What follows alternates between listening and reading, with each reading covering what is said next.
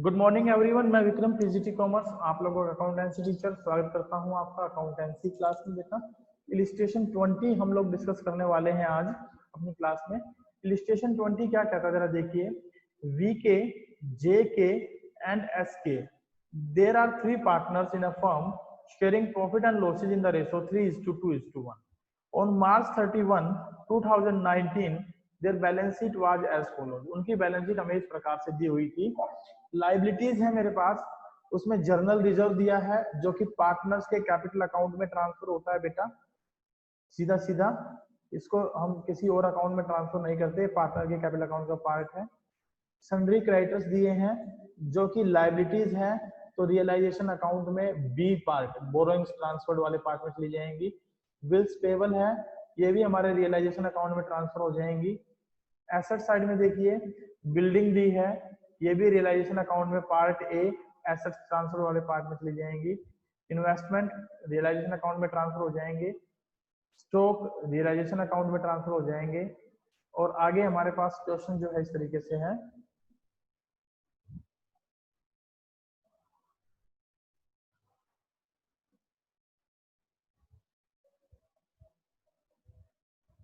हमें गिवन है कैपिटल, अलग से कैपिटल अकाउंट बनते हैं तो कैपिटल अकाउंट में लिखे जाएंगे। डेटर्स रियलाइजेशन अकाउंट में ट्रांसफर हो जाएंगे। कैश हमारा एक अलग से अकाउंट बनेगा, कैश अकाउंट, उसमें लिखा जाएगा। The firm was dissolved at that date. Firm जो है ना डिसॉल्व हुई है पार्टिकुलर डेट को। और उस दिन क्या क्या बातें हुई हैं जरा देखते हैं। VK was appointed to realise the assets and VK was to receive 5% commission on the rate of assets except cash and was to bear all the expenses of realization। यानी कि VK को क्या कहा गया है कि भाई तुम्हें बिजनेस को डिसॉल्व करना है, रियलाइज करना है एसेट्स को, और जितनी भी एसेट्स रियलाइज होंगी उन पर 5% कमीशन दिया जाएगा। साथ ही साथ आपको रियलाइजेशन एक्सपेंसेस भी बियर करने हैं, ठीक है। रियलाइजेशन एक्सपेंसेस भी वो बियर करेगा। एसेट्स वर रियलाइज्ड एज फॉलोज। ये एसेट्स रियलाइज हुई डेटर, स्टॉक और बिल्डिंग। टोटल मिलाकर हमारे पास ये अमाउंट हो गई 5 और 3 8 1 9 49,375 रुपीज हमारे जो है एक्चुअल में क्या हुए हैं, रियलाइज हुए हैं। तो इतने रुपए का जो कैश रियलाइज हुआ है, एसेट्स रियलाइज हुई हैं ये। और इनके अलावा यदि और भी एसेट्स आ जाती हैं रियलाइजेशन में तो वो भी हम इसमें प्लस कर लेंगे और टोटल मिलाकर उनके ऊपर हम क्या दे देंगे, 5% कमीशन दे देंगे वीके को। वीके को जो कमीशन दिया जाएगा तो उस पार्टिकुलर कमीशन की हमें एक एंट्री करनी होती है। वो एंट्री क्या कहलाएगी हमारी, realisation account debit to Vikas's capital account. जैसे कि सैलरी या रेम्यूनरेशन हम उसको देते हैं, सेम वे में हम उसको कमीशन को देने की एंट्री भी क्या कर देंगे, realisation to VK capital account. ये जनरल एंट्री हम यहाँ इसके लिए पास करेंगे, यानी कि वीके के कैपिटल अकाउंट में लिख देंगे बाय रियलाइजेशन, और रियलाइजेशन अकाउंट में लिख देंगे टू वीके कैपिटल अकाउंट।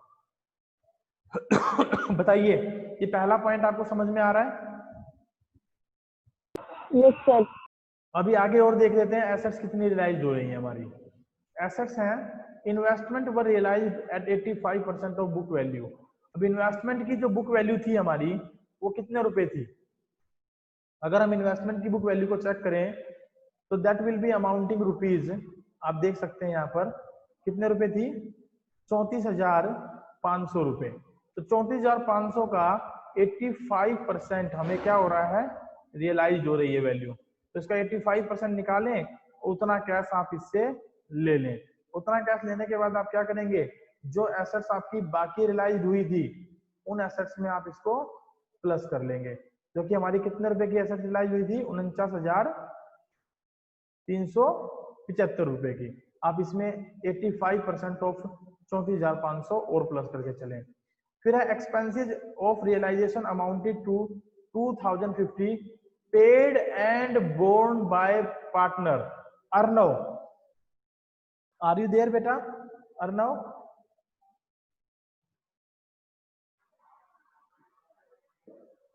बेटा आप यहाँ हो अर्नव? सर प्लीज मुझे बताएं, अगर एक पार्टनर खर्चे बियर भी करता है और पेड भी करता है तो उसकी जर्नल एंट्री क्या करते हैं? सर उसकी partner capital account debit to realisation. Neha, आप यहाँ हो बेटा? सर कोई एंट्री नहीं होगी इसकी। कोई एंट्री नहीं होगी। अर्णव भारद्वाज, आप पढ़ाई पे ध्यान नहीं दे रहे हैं, ध्यान दे बेटा। No entry. जब एक पार्टनर खर्चे बियर भी करे और पेड भी करे तो वो इसका मतलब है अपनी पॉकेट से खर्चे कर रहा है। मैंने 7 से 8 केस आपको लिखवाए थे और उसमें एक स्पष्ट केस ये भी लिखवाया था, अगर कोई पार्टनर अपनी जेब से खर्चे बियर करता है और पेड करता है तो उसके लिए हम कोई एंट्री पास नहीं करते। तो इस पार्टिकुलर पॉइंट नंबर 4 की यहाँ पर कोई जर्नल एंट्री नहीं होगी। इसके बदले में हम उसको क्या दे रहे हैं? 5% कमीशन, और उसकी एंट्री मैंने आपको ऊपर बता दी, ये वाली एंट्री हम उसके लिए पास करेंगे। तो आप मेरी बात पर ध्यान दें और आज बात को नोट भी करें कहीं पर अर्णव, ताकि आगे ये गलती ना हो। फर्म हैड टू पे ₹3,600 for outstanding salary not provided earlier. हमने 3,600 रुपए का आउटस्टैंडिंग सैलरी के पेड करने हैं जो पहले नहीं थी।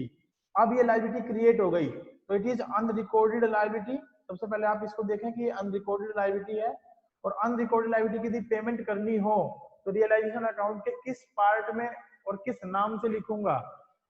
वर्षा,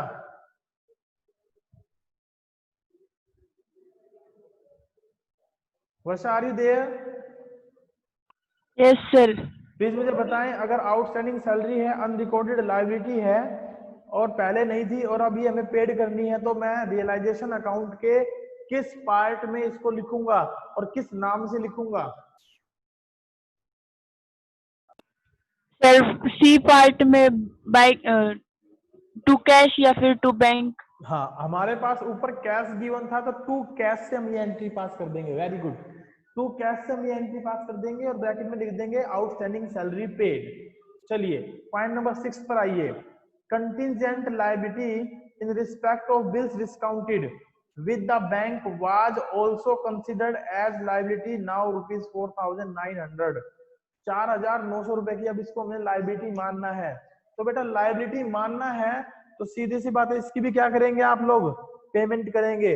और सी पार्ट में क्या लिख देंगे? टू कैश, ब्रैकेट में लिख देंगे कंटीजेंट लायबिलिटी पेड। बताइए point number 6, point number 5, point number 4, point number 3, point number 2 और पॉइंट नंबर 1, क्या आपको इनका सबका मीनिंग समझ में आ गया? Yes sir. कैसे किए जाएंगे, क्या आपको ये बात भी समझ में आ गई? Yes sir. ओके ठीक है, तो आइए इसके सॉल्यूशन की तरफ चलते हैं। और देखिए ये तो बाहर जो इन्फॉर्मेशन थी वो थी, इनके अलावा मुझे क्वेश्चन में कुछ लायबिलिटीज और भी दी गई थी, जैसे क्रेडिटर्स एंड बिल्स पेबल। तो क्रेडिटर और बिल्स पेबल की हम यहाँ पूरी पेमेंट कर देंगे अगर कोई इन्फॉर्मेशन मुझे गिवन ना हो। तो आप इसका रियलाइजेशन अकाउंट कैसे बनाएंगे वो देखिए। ये हमारा रियलाइजेशन अकाउंट है। हमने सबसे पहले क्या ट्रांसफर की? सारी की सारी एसेट्स ट्रांसफर कर दी जो हमें गिवन थी, कुल मिलाकर 1,24,250 रुपए की थी। हमने लायबिलिटीज ट्रांसफर कर दी जो कि 2 ही थी, 45,500 की टोटल। इसको तो हम पार्ट ए बोलते हैं और इसको हम पार्ट बी बोलते हैं। पार्ट ए में हम सारी एसेट्स ट्रांसफर कर देते हैं जो ट्रांसफरेबल होती हैं, जिनका अलग से कोई अकाउंट नहीं बनता या जो पार्टनर के कैपिटल अकाउंट से एसोसिएटेड नहीं होती। और पार्ट बी में हम वो सारी लायबिलिटीज ट्रांसफर कर देते हैं जिनका अलग से अकाउंट जो है नहीं बनता, और साथ ही साथ जो पार्टनर के कैपिटल अकाउंट से एसोसिएटेड नहीं होती उनको हम यहाँ ट्रांसफर कर देते हैं। अब मैंने आपको बताया था एक आउटस्टैंडिंग सैलरी आई थी आपके ऊपर, आप देखें यहाँ आउटस्टैंडिंग सैलरी थी, उसकी हमने पेमेंट कर दी टू कैश करके। 4900 की कंटीजेंट लायबिलिटी थी, उसकी पेमेंट कर दी। साथ ही साथ क्रेडिटर और बीपी के बारे में कुछ नहीं कहा गया था तो इनकी हमने यहाँ फुल पेमेंट कर दी। तो आप इन चारों अमाउंट को एक ही कॉलम में लिख सकते हैं, सी पार्ट बनाते हुए टू कैश और नीचे लिख दें outstanding salary, contingent liability, creditor, BP, और टोटल करके आप इनका बाहर निकाल देंगे अमाउंट। बताइए क्या आपको ये बात समझ में आ गई? Yes sir. आइए दूसरी तरफ चलते हैं, एसेट्स रियलाइजेशन पर। हमने देखा था ऊपर डेटर, स्टॉक, बिल्डिंग और साथ में इन्वेस्टमेंट रियलाइज हुए थे, तो कुल मिलाकर उनका वैल्यू आया 78,700। अब 5% हमें इसके ऊपर कमीशन कैलकुलेट करना है बेटा, तो 5% कमीशन निकालें टू वीकेज कैपिटल के नाम से आप इसमें लिख देंगे ई पार्ट में, क्योंकि उसने लायबिलिटी ली है फर्म को डिसॉल्व करने की और उसके बदले में उसको कमीशन दिया है, तो उसकी एंट्री हमने पार्टिकुलरली क्या कर दी, realisation account debit to Vikas's capital account. और ये 5% किस पर निकल जाएगा, 78,700 पर। हम 5% की कैलकुलेशन कर लेंगे और 5% की जो भी मेरी कैलकुलेशन आएगी उस अमाउंट को मैं यहाँ लिख दूंगा। बताइए आप इस पॉइंट को समझ पाए? Yes sir. चलिए, अब इसके बाद आप डेबिट और क्रेडिट को प्लस करेंगे और जो भी आपका अमाउंट बड़ा दिखाई देता है उसमें से छोटे वाले को माइनस करेंगे, तो आपके पास लॉस यहाँ आ जाएगा 57,985 का। Is it clear to all of you? Yes sir. तो पार्टनर कैपिटल अकाउंट इसके बना पाओगे अब? बना लेंगे सर। है ना। बैलेंस कैरी डाउन मुझे दे रखा है, इसको कैरी डाउन की जगह क्या लिखेंगे, ब्रोड डाउन। Broad down. ये ब्रोड डाउन बैलेंस आपका, इसको ब्रोड डाउन करेंगे। जर्नल रिजर्व जो हमें ऊपर दे रखे थे वो डिस्ट्रीब्यूट कर देंगे। वीके का कमीशन यहाँ आ जाएगा, लॉस इनके अकाउंट में यहाँ ट्रांसफर हो जाएंगे और जो बचेगा उसकी हम कैश पेमेंट कर देंगे बैलेंसिंग फिगर के साथ। बताइए इनकी पेमेंट आप कर देंगे यहाँ पर कैलकुलेट करके, इनको जोड़ो और उसमें से इसको माइनस करो, जो बचेगा वो इनकी पेमेंट हो जाएगी। फिर हम बनाएंगे कैश अकाउंट। कैश अकाउंट में देखिए क्या क्या है, बैलेंस ब्रोड डाउन दे रखा था, जितनी भी एसेट्स रियलाइज हुई वो सारी यहाँ लिख ली, जितनी भी लायबिलिटीज हमने पेड की है वो हम यहाँ 1 बाय 1 करके लिख देंगे। बताइए आप इस बात को समझ पा रहे हैं? Yes sir. चलिए, समझ पा रहे हैं तो आप इस क्वेश्चन को थोड़ा सा यहाँ पर और देख लेंगे समराइज फॉर्म में, ये क्वेश्चन कैसे किया गया है। ये इनका हमने रियलाइजेशन अकाउंट यहाँ मेंटेन किया, बिल्स पेबल ये हमने पेमेंट कर दी थी, वीके की, सर जेके की, एसके की। हाँ बेटा, ये जैसे यहाँ पे कैश अकाउंट अगर हमने बनाया है तो इसमें बाय रियलाइजेशन अकाउंट लिख के और फिर नीचे चारों अलग अलग लिख दे। हाँ लिख सकते हैं, कोई दिक्कत नहीं है, वो भी ठीक है। इसीलिए मैं आपको part A, part B, part C, part D, E, F और जी, एच में कन्वर्ट करवाता हूँ क्वेश्चन को, ताकि आप उसके अकॉर्डिंगली सिंगल अमाउंट इस अकाउंट में ट्रांसफर कर सकें, ताकि आपको ज्यादा कैलकुलेशंस ना करनी पड़े। आप वैसे भी लिख सकते हैं, देयर इज नो हार्म, कोई दिक्कत नहीं है। ठीक है, ओके सर। चलिए इलिस्ट्रेशन 21 देखते हैं कैसे किया जाएगा। मैं इस क्वेश्चन को डिस्कस करूंगा, सॉल्यूशन आपको दिखाऊंगा, आपको अपने तरीके से करना है जैसे मैंने आप लोगों को तरीका बताया है, A part, B part, C part, D part के अकॉर्डिंग, राइट? यस या नो?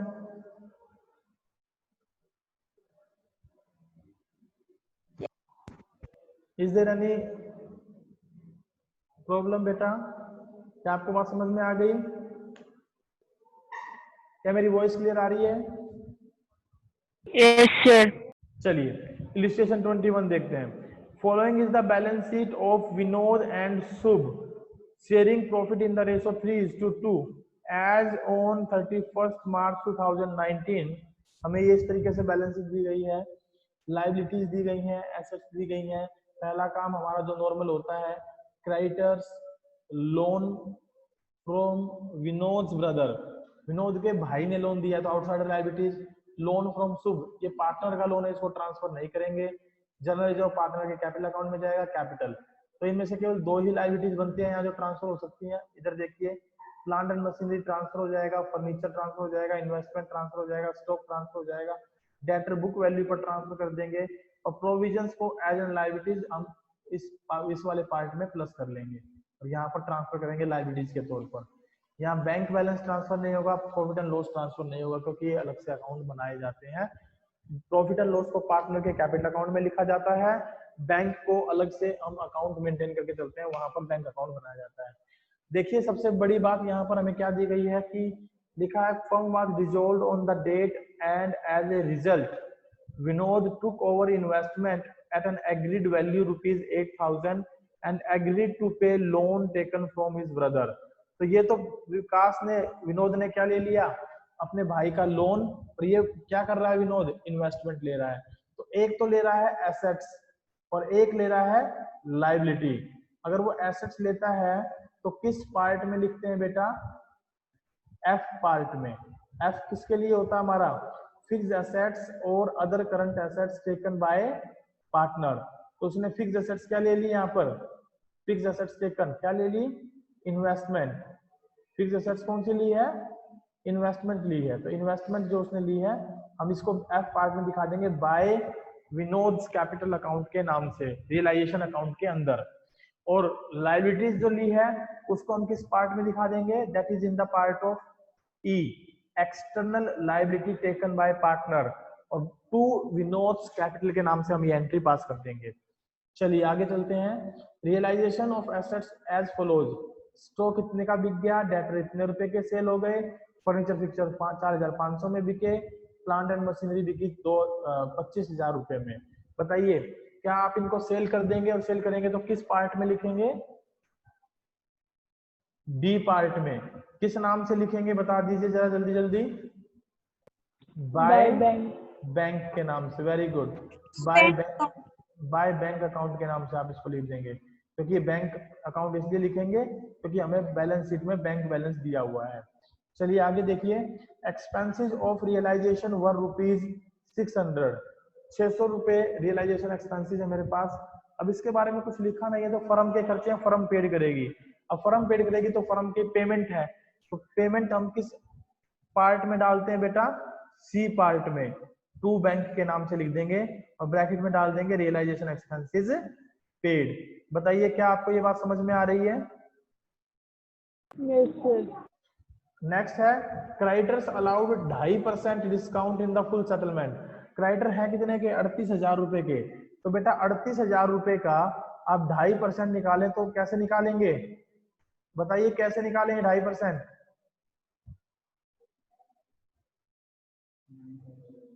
बताइए 2.5% 38,000 का कैसे निकालेंगे आप लोग? 38,000 इंटू 25 हो जाएगा। 2.5 बाय 100 कर दूं, यस सर। है ना, ऐसे ही निकालोगे ना। 2.5 का मतलब कितना है, 2.5 डिवाइडिंग बाय 100। अब पॉइंट को यदि मैं ऊपर से हटा दूं तो नीचे 1000 कर सकता हूं, पॉइंट को मैंने हटा दिया तो 3 0 से 3 0 कट जाएंगी और आप इनकी मल्टीप्लाई करा देंगे। मल्टीप्लाई करा देंगे तो जो अमाउंट आएगी वो आपका डिस्काउंट आ जाएगा, उसको क्रेडिटर में से माइनस करें, जो भी वैल्यू बचेगी उसकी आप उठाकर पेमेंट कर दें। सी पार्ट में to bank creditors paid bracket के अंदर। बोलिए कर लेंगे? तो इस क्वेश्चन में आपको जर्नल एंट्रीज पास करनी है और बुक्स क्लोज करनी है बेटा। तो जर्नल एंट्री पास करेंगे तो कौन कौन सी जर्नल एंट्री होंगी? सबसे पहले तो आपकी जर्नल एंट्री होंगी एसेट्स ट्रांसफर करने की, फिर दूसरे नंबर पर होंगी लायबिलिटीज ट्रांसफर करने की, फिर तीसरे नंबर पर होगी आपकी विनोद के द्वारा इन्वेस्टमेंट लेने की, चौथी एंट्री होगी विनोद के द्वारा अपने भाई का लोन पेड करने की, पांचवी एंट्री होगी एसेट्स के रियलाइजेशन की, छठी एंट्री होगी रियलाइजेशन एक्सपेंसेस को पेड करने की, सातवीं एंट्री होगी क्रेडिटर्स के पेमेंट की, आठवीं एंट्री होगी जो हमारे पास जनरल रिजर्व है उनको डिस्ट्रीब्यूट करने की, नौवीं एंट्री होगी जो लॉस पड़ा है उसको बांटने की, 10वीं एंट्री होगी जो रियलाइजेशन के डेबिट और क्रेडिट के टोटल में बैलेंस आए होंगे उनके कारण प्रॉफिट या लॉस क्रिएट हुआ उस लॉस को बांटने की, 11वीं एंट्री होगी जो पार्टनर का लोन अकाउंट आप बनाओगे शुभ का तो उसकी पेमेंट करने की, 12वीं एंट्री होगी जब पार्टनर के कैपिटल अकाउंट बनेंगे तो पार्टनर की कैपिटल की पेमेंट करने की। बताइए टोटल मिलाकर 12 जो ये एंट्री होने वाली है वो एंट्री आप कर देंगे कि नहीं कर देंगे? कर लेंगे। ये जनरल एंट्रीज आपके सामने है, आप चाहें तो इकट्ठी भी कर सकते हैं। बताइए क्या आपको ये क्वेश्चन समझ में आया? Yes sir. इसको कर लोगे कंप्लीट? ये इसकी जनरल एंट्रीज थी हमारी जो हमने करी हैं। इसका रियलाइजेशन अकाउंट, शुभ का लोन अकाउंट,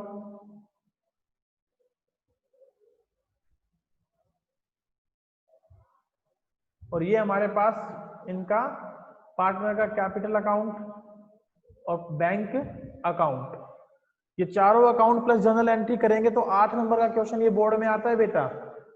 इसका अगर क्वेश्चन ये इस तरीके से आएगा तो ये 8 नंबर का क्वेश्चन आएगा, ध्यान दें मेरी बात पर।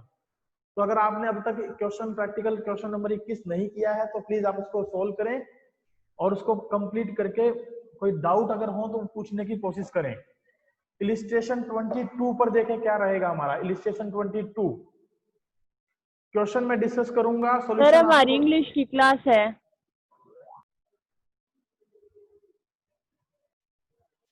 Thank you very much. आज की क्लास को हम यही खत्म करते हैं। इलिस्ट्रेशन 22, 23, 24, 25 हम अपनी नेक्स्ट क्लास में 4 इलिस्ट्रेशन को डिस्कस करेंगे और जो है मैं आपको क्वेश्चन सेंड करूंगा, वो क्वेश्चन आप लोगों ने करने हैं। Thank you very much. आज की क्लास को यही वाइंड अप करते हैं।